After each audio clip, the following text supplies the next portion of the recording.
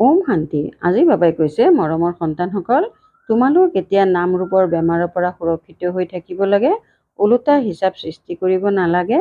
এজন পিতাৰ স্মৃতিত থাকিব লাগে। ধাৰণাৰ বাবে মুখ্য সাৰ 1 নম্বৰ, বন্ধন মুক্ত হ'বৰ বাবে জ্ঞানৰ নিচা থাকিব লাগে।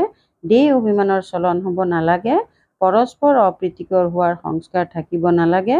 দেহধাৰীৰ প্ৰতি যদি স্নেহ আছে তেন্তে বন্ধনমুক্ত হ'ব নোৱাৰা। 2 নম্বৰ, কৰ্মযোগী হৈ থাকিব লাগে। স্মৃতিত নিশ্চয় বহিব লাগে। আত্মা অভিমানী হৈ অতি অমায়িক আৰু শীতল হোৱাৰ বাবে পুৰুষাৰ্থ কৰিব লাগে। সেৱাত সৰ্বস্ব উজাৰি দিব লাগে। বৰদান, শ্ৰীমতত নিজৰ মত আৰু জনমত সানমিহলি কৰাটো সমাপ্ত কৰি সঁচা স্বকল্যাণকাৰী হোৱা। শ্লোগান, তেওঁৱেই সদায় হৰ্ষিত হৈ থাকিব পাৰে যি ক'তোৱে আকৰ্ষিত নহয়। ওম শান্তি।